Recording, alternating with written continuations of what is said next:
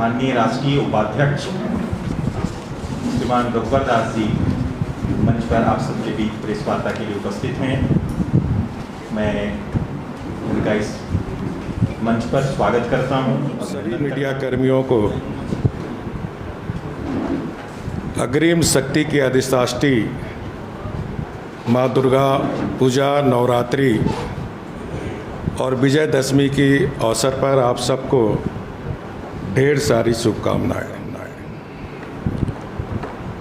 आज की प्रेस वार्ता दो विषय पर ही केंद्रित रहेगी। पहला, हाल के दिनों में झारखंड सरकार के द्वारा स्थानीय को परिभाषित करने के लिए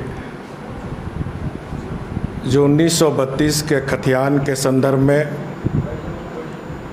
और दूसरा रेवड़ी की तरह, जिस तरह लगता ही नहीं कि इस राज्य में लोकतंत्र है, राजतंत्र, इस राज्य में राजा का शासन चल रहा, और रेवड़ी के तहत आरक्षण की बढ़ोतरी करने का जो सरकार ने कैबिनेट में निर्णय लिया है, ये दो विषय पर आज की प्रेस वार्ता। जैसा कि हम सभी जानते हैं कि विगत 2.5 वर्षों में ये परिवारवादी गठबंधन की सरकार ने कोयला, बालू, गिट्टी की लूट, शराब के व्यापार में और ट्रांसफ़र पोस्टिंग में हजारों करोड़ रुपए की उगाही की है। यहाँ तक कि मुख्यमंत्री जी अपने और अपने परिवार वालों के नाम पर माइनिंग लीज भी ली, जिसके परिणाम स्वरूप मुख्यमंत्री जैसा पद, प्रतिष्ठा वाला पद, उनके परिवार वाले, उनके सहयोगी आज केंद्रीय एजेंसियों के रडार पर हैं। इस सरकार गठन करने के पहले चुनाव में इन्होंने बड़े बड़े वादे झारखंड की 3.25 करोड़ जनता से की थी, और उन वादों में जो प्रमुख वादे थे कि हम 1 साल में 5 लाख सरकारी नौकरी देंगे, और जब तक सरकारी नौकरी नहीं मिलती है तब तक ग्रेजुएट को 5,000 बेरोजगारी भत्ता, पोस्ट ग्रेजुएट को 7,000 भत्ता देंगे। इसी तरह गरीब बहन को हर माह 2,000 रुपया चूल्हा खर्चा देंगे। 2,500 रुपया जो हमारे दिव्यांग है, वृद्ध है, वृद्धा है, उनको विधवा पेंशन देंगे।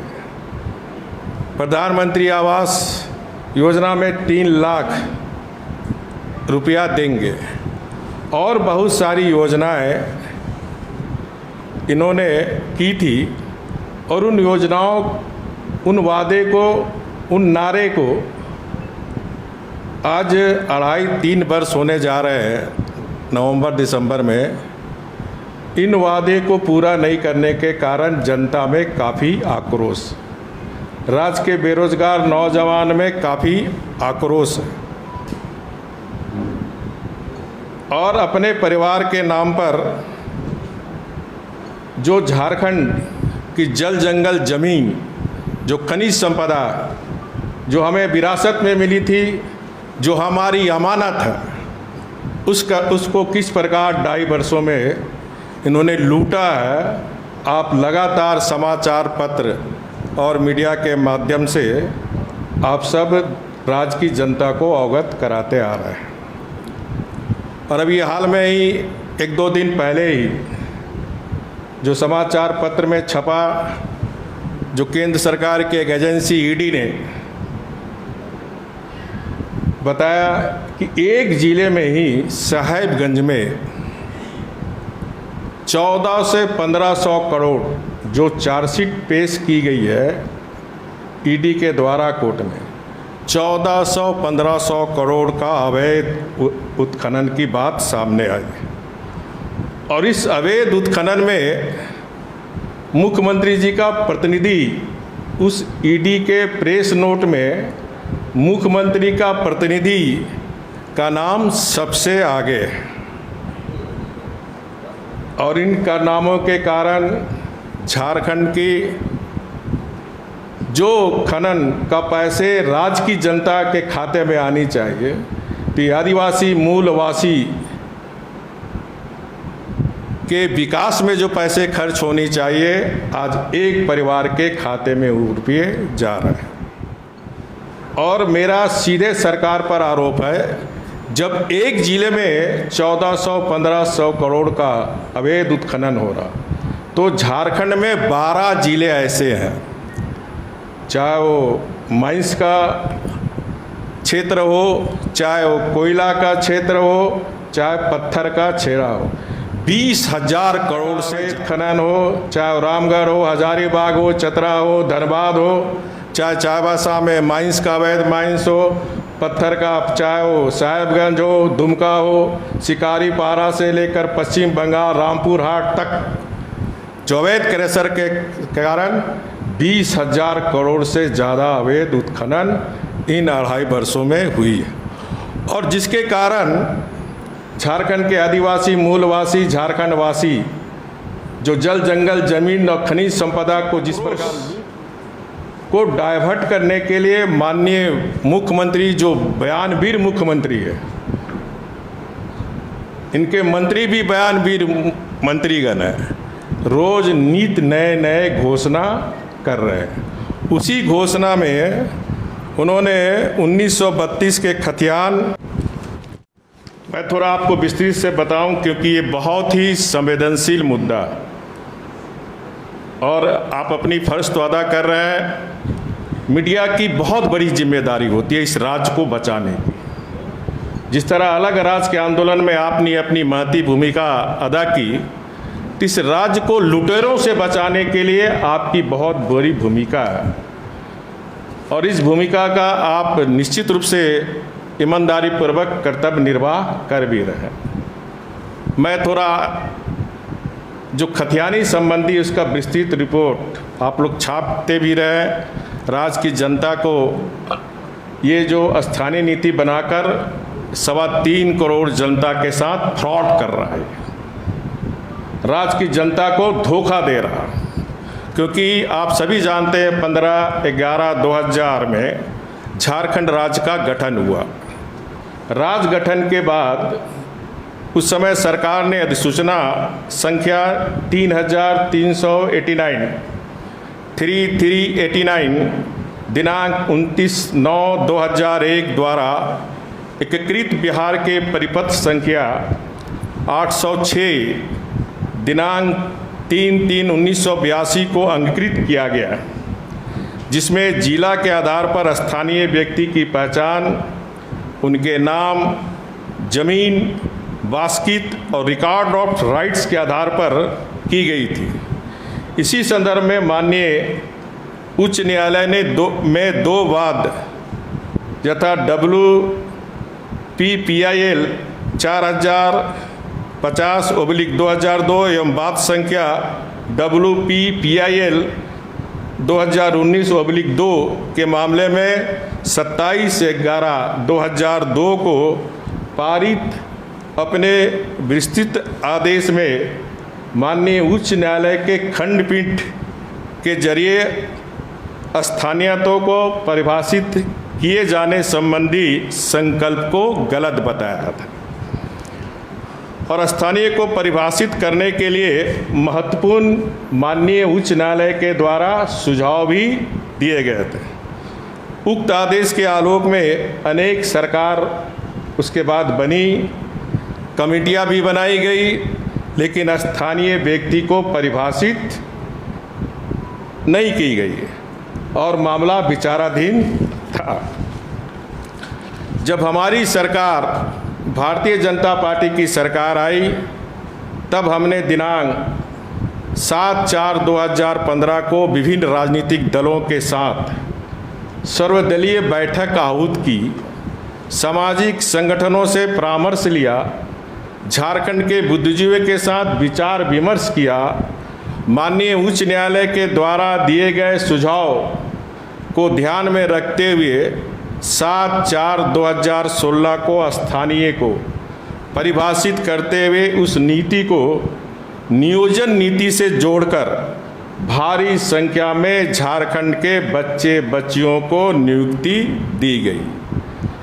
हमारी सरकार ने स्थानीय निवासियों की परिभाषा को इस तरह से परिभाषित किया था कि किसी भी वर्ग को किसी भी प्रकार के भेदभाव का सामना नहीं करना पड़ेगा।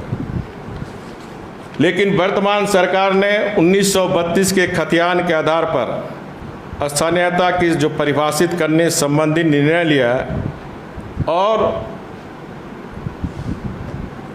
माननीय मुख्यमंत्री जी को भी पता है कि इसे लागू करना न्यायालय की अवमानना होगी और इसलिए इनके द्वारा ऐसी नीति लागू किया गया है, ऐसी योजना बनाई गई जो लागू हो ही नहीं सकता। और ये मैं नहीं कह रहा हूँ, ये माननीय मुख्यमंत्री 23 मार्च 2022 बजट सेशन में उन्होंने खुद कहा और आप सभी प्रेस दीर्घा में रहे होंगे, जिसमें उन्होंने कहा यदि आप कानून के जानकार हैं तो खतियान के आधार पर कभी भी नियोजन नीति नहीं बन सकता और कभी भी खतियान के आधार पर नियोजन नीति बनेगा तो कोर्ट उसे तुरंत खत्म कर देगा। ये हाउस का प्रोसीडिंग का पार्ट है। सदन में उन्होंने कहा, वो मैं भी आपको सुना रहा हूँ, लोगों को, अपने समर्थक लोगों को सड़कों पर उतार दिया। खतियान आधारित नियोजन नीति बनाओ। आप बताओ, अगर आप कानून के जानकार हो, खतियान के आधार पर कभी भी नियोजन नीति नहीं बन सकता।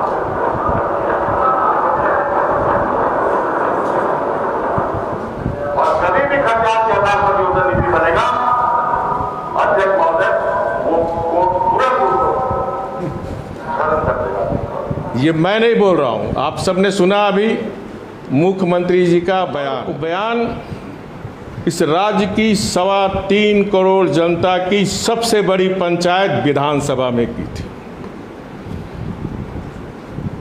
इसके साथ साथ उस संलेख को देखे किस तरह के लोगों को धोखा दे रहा, किस तरह भ्रम की स्थिति पैदा कर रहा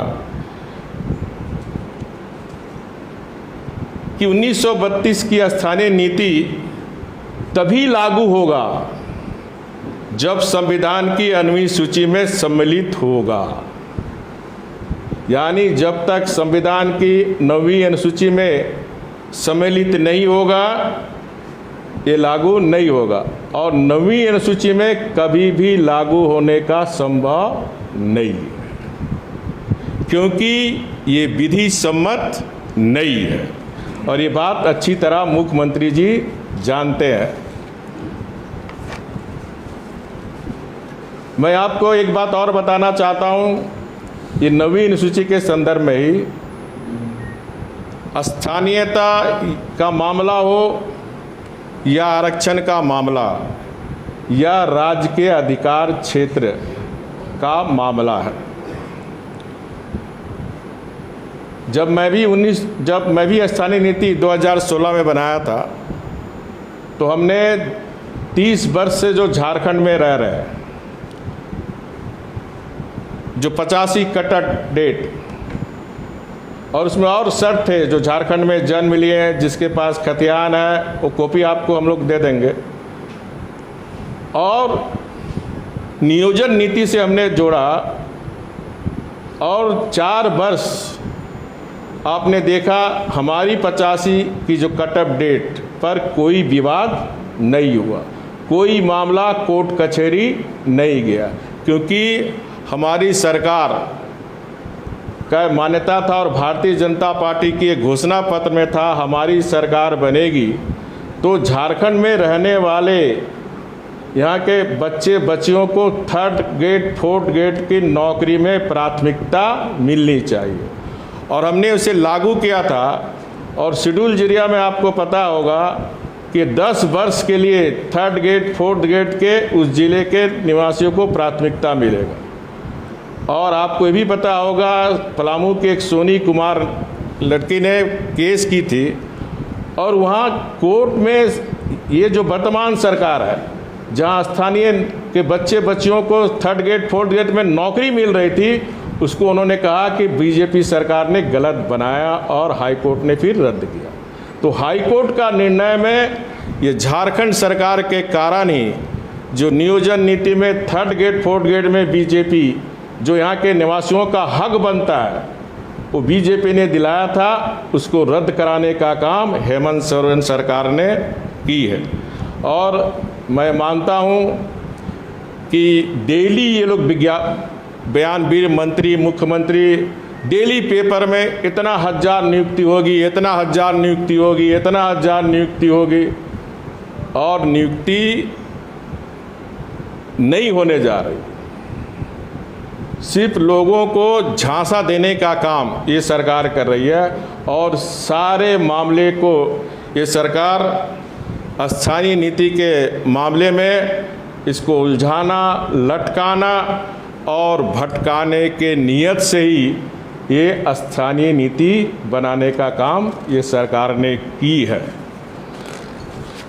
दूसरा मामला आरक्षण नीति से लेकर, जहाँ तक आरक्षण की बढ़ोतरी का निर्णय है, यह निर्णय भी विधि सम्मत नहीं है, असंवैधानिक है। इसे लागू करना भी असंभव है, प्रतीत होता है।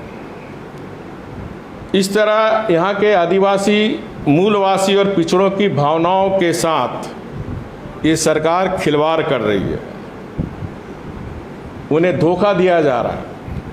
किसी को भी आरक्षण देने के लिए माननीय उच्चतम न्यायालय के आदेश के अनुसार उस श्रेणी के छात्रों की संख्या और उसके प्रतिनिधित्व को सुनिश्चित करना आवश्यक होता है। स्पेसिफिक ग्राउंड आपको देना, और ये जो मुख्यमंत्री जी हैं, जो परिवारवाद की शासन चला रहे हैं, जो अपने आप को राजा समझते हैं, किस तरह रेवड़ी को 2% ले लो, 4% ले लो, 27% ले लो।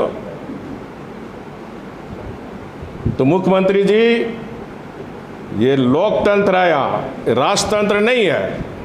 ये बात मुख्यमंत्री जी को समझनी चाहिए। और आपको पता होगा, भारतीय जनता पार्टी भी पिछड़ों को 27% आरक्षण देने की पक्षधर रही। घोषणा पत्र में हम लोग बीजेपी का किए थे, और इसीलिए हमारी सरकार, बीजेपी की सरकार ने 2019 में राज्य के सभी जिलों के उपायुक्तों को सर्वेक्षण करने का निर्देश दिया था। मैं माननीय मुख्यमंत्री से जानना चाहता हूं, 2019 में भारतीय जनता पार्टी की सरकार ने पिछड़ों की आर्थिक सर्वेक्षण का जो डीसी को आदेश दिया गया था, क्या रिपोर्ट आ गया है?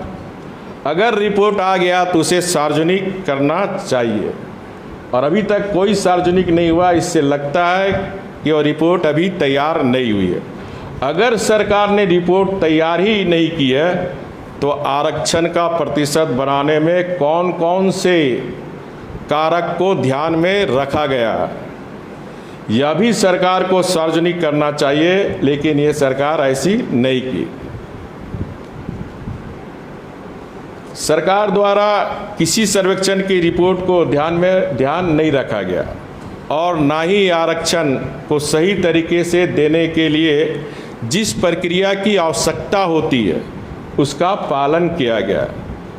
जिस तरह वर्तमान सरकार अपने पद का दुरुपयोग कर खनन व्यापार में लिप्त है, उसी तरह आरक्षण को भी सरकार अपनी राजनीतिक स्वार्थ के लिए व्यापारिक रूप से झारखंड वासियों को धोखा दे रही है। फिर मैं कह रहा हूँ, मुख्यमंत्री जी, ये राजतंत्र नहीं है, लोकतंत्र है। निर्धारित प्रक्रिया पूर्ण किए बिना इस तरह का फैसला लेना प्रजातंत्र में, इस देश में देश संविधान से चलता है, देश कानून से चलता है। उच्च पदों पर बैठे व्यक्तियों के मन और इच्छा से देश नहीं चलता है। ये बात की जानकारी माननीय मुख्यमंत्री जी को होनी चाहिए। इसी दो विषय पर यह हमारा प्रेस वार्ता था। इस संदर्भ में अगर किसी पत्रकार भाई बहन को कोई पूछताछ करनी तो आप पूछताछ। सरकार के पास कोई उपलब्धि नहीं है। मैं उन्हें 1000 की बधाई भी देना चाहता हूँ, लेकिन किस लिए बधाई दूँ? क्योंकि इस झारखंड की जल जंगल जमीन खनिज संपदा की लूट के लिए बधाई दूँ? आज भ्रष्टाचार और कुशासन के कारण विकास से लोग वंचित है, विकास ठप है और सरकार के पास कोई उपलब्धि नहीं है। और इसीलिए ये जो गैर संवैधानिक का घोषणा किए जा रहे हैं, इसका परिणाम यही है। और आप वो समझ गए मैटर आपको। तमिलनाडु में 1993 में उस समय तत्कालीन मुख्यमंत्री करुणानिधि जी 2 कमीशन 2 आयोग बनाकर पूरा बैकवर्ड समाज का सर्वेक्षण करके डाटाबेस कि पिछड़ा समाज को जितनी रोजगार सरकारी नौकरी मिलनी चाहिए उतनी नहीं मिली, पूरी डाटा पेश करके तब नवीन सूची में शामिल की गई थी। लेकिन आपको ये भी बता दूं, 2007 में सुप्रीम कोर्ट ने ये भी आदेश दिया कि 50% से आप आरक्षण नहीं बढ़ा सकते। और सुप्रीम कोर्ट ने ये भी आदेश दिया कि 9वीं अनुसूची का शामिल होने के बाद भी सुप्रीम कोर्ट समीक्षा कर सकता है। तो उन्होंने पूरी एक्सरसाइज की, 2 कमीशन बनाया, पूरी राज्य का पिछड़ा समाज का डाटा बेस तैयार किया, रोजगार से संबंधित, शिक्षा से संबंधित, ये समाज पिछड़ा है। तभी जाकर 1993 में ये 9वीं अनुसूची में शामिल हुई थी। तो क्या सरकार ये सारी प्रक्रिया पालन की है? तो आनन फानन में झारखंड की जनता को धोखा दे रहा है। और जो 20,000 करोड़ का घोटाला, अवैध खनन जो झारखंड के आज हर बच्चे के जुबान में है, उससे ध्यान हटाने के लिए इस तरह के अविधि सम्मत इन्होंने ये घोषणा की है। बहुत बहुत धन्यवाद। किसी के पास प्रश्न नहीं है, सारे विषय आ गए हैं। बहुत बहुत धन्यवाद।